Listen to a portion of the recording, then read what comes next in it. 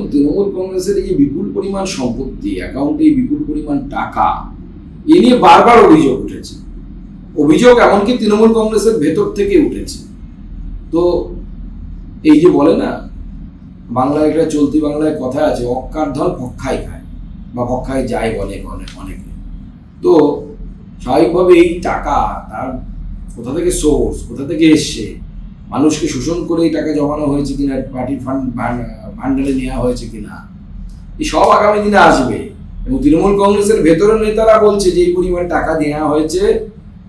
প্রথমে তো শোনা যাচ্ছিল কয়েক হাজার কোটি টাকা নাকি এইভাবে নেওয়া হয়েছে, এবং তার সোর্স কি, কোন বিজনেসম্যানরা দিয়েছে, সেই বিজনেসম্যানরা দেওয়ার পরিপ্রেক্ষিতে তারা কোনো অবৈধ কোনো সুযোগ সুবিধা পশ্চিমবঙ্গ সরকার থেকে পেয়েছে কিনা, এরও তদন্ত হওয়া উচিত। যে দল যে পরিমাণ সাংসদ নিয়ে লোকসভায় আসে সেই দলকে সেই অনুসারে প্রাধান্য দেন স্পিকার সাহেব। ওটা পুরোটাই স্পিকারের এখতিয়ার মুক্ত। তো আমি মনে করি না স্পিকারের এখতিয়ারের উপর কারো কিছু বলার জায়গা থেকে, আমিও বলতে চাই না। স্বাভাবিকভাবে এই মুহূর্তে এনসিপিআই বড় দল, তাদের আন্ডারে 20 জন সাংসদ আছে। স্বাভাবিকভাবে তার যিনি মাথা হবেন, নেতৃত্ব হবেন, তিনি তো অন্য দলের থেকে সামনেই বসবেন, যাদের সহ সংসদ সংখ্যা কম। ডিভাইন জাস্টিস বলুন, পোয়েটিক জাস্টিস বলুন, বলতে পারেন, কিন্তু মনে রাখবেন যে রাজনীতিতে সুদীপ বন্দ্যোপাধ্যায়, অভিষেক বন্দ্যোপাধ্যায়ের তুলনায় সংসদীয় রাজনীতিতে মহিরু, এ তো ছোট চারা গাছও না, এখনো বিজি আছে বলতে গেলে। তারপরে তাকে সুদীপ বন্দ্যোপাধ্যায়ের মতো একজন সিনিয়র লিডারকে সরিয়ে মমতা বন্দ্যোপাধ্যায় শুধুমাত্র স্নেহবশত অভিষেক বন্দ্যোপাধ্যায়কে সেখানে নিয়ে এসেছিলেন।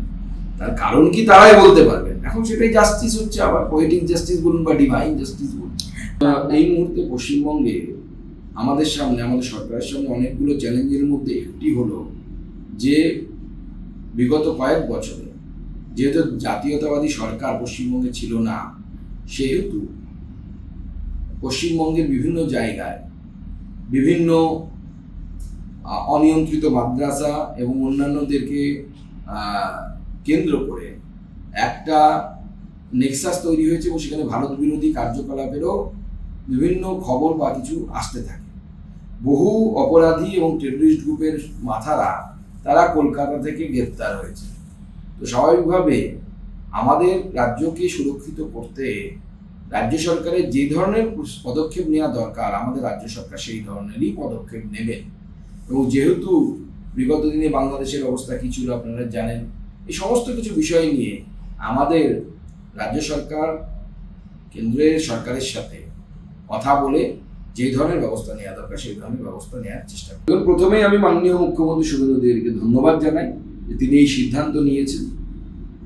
মাননীয় গৃহমন্ত্রীর সাথে গতকাল বৈঠকের পরই আজকেই মাননীয় মুখ্যমন্ত্রী যে সিদ্ধান্ত নিয়েছেন, এই সিদ্ধান্ত অত্যন্ত ভালো এবং সঠিক সময় সঠিক পদক্ষেপ বলে আমার মনে হয়।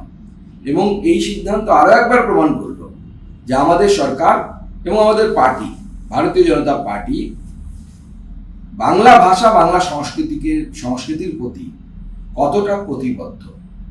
এবং আমরা মনে করি যে কোনো জাতি বা যে কোনো ভাষার লোক, তাদের শিক্ষা থেকে শুরু করে সমস্ত কিছু তার মাতৃভাষার মাধ্যমেই হওয়া উচিত। এবং এর আগে মাননীয় প্রধানমন্ত্রী বাংলা ভাষাকে ধ্রুপদী ভাষার মর্যাদা দিয়েছেন। তো অতএব কেন্দ্র সরকার এবং রাজ্য সরকার দুই ক্ষেত্রেই বাংলা ভাষা, বাংলা সংস্কৃতি নিয়ে আমাদের যে প্রতিবদ্ধতা আমরা বারবার প্রমাণ করেছি। যারা সেই সময় বলতেন যে বিজেপি এলে বাঙালির এই হবে, বাংলা ভাষার এই হবে, তারা এখন কোথায় মুখ দেখাবেন সেটাও যেন তারা ঠিক করে দেয়। 21শে জুলাই যে ঘটনা ঘটেছিল, সেই সময় যুব কংগ্রেসের আন্দোলন হয়েছিল। তৎকালীন যুব কংগ্রেস নেত্রী মমতা বন্দ্যোপাধ্যায় তা লিড করছিলেন। প্রায় 13 জন মারা যায় পুলিশের গুলি চালনা, এবং সেটাকে ইস্যু করে প্রতি বছর শহীদ দিবস পালন করত তৃণমূল কংগ্রেস। পরে যখন তৃণমূল কংগ্রেস ক্ষমতায় এলো 2011 সালে, দেখা গেল গুলি চালনার পারমিশন যে অফিসার দিয়েছিলেন তিনি তৃণমূল কংগ্রেসের বিধায়ক হলেন এবং মন্ত্রী হয়ে গেলেন। এবং 15 বছর ধরে তৃণমূল কংগ্রেস থাকার পর ওই শহীদদের পরিবারগুলোকে নিয়ে শুধুমাত্র রাজনীতি হলো, কোনো কমিশন, কোনো রিপোর্ট কিচ্ছু দিল না।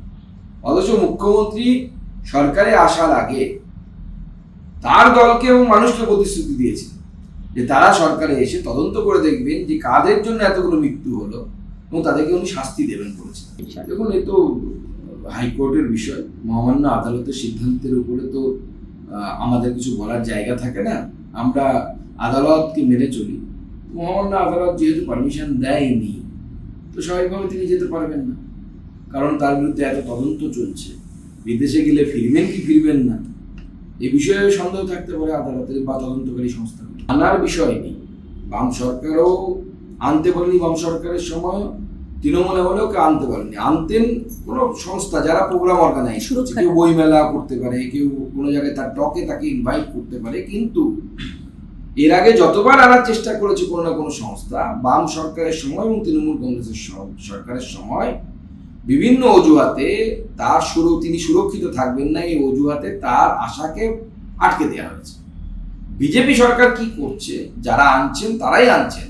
বিজেপি সরকার এটা ঠিক করেছে, উনি যদি আসতে চান, তসলিমা নাসরিন যদি আসতে চান, তাহলে উপযুক্ত সুরক্ষা দেওয়ার ব্যবস্থা বিজেপি সরকার করবে, আমাদের মাননীয় মুখ্যমন্ত্রী করবেন।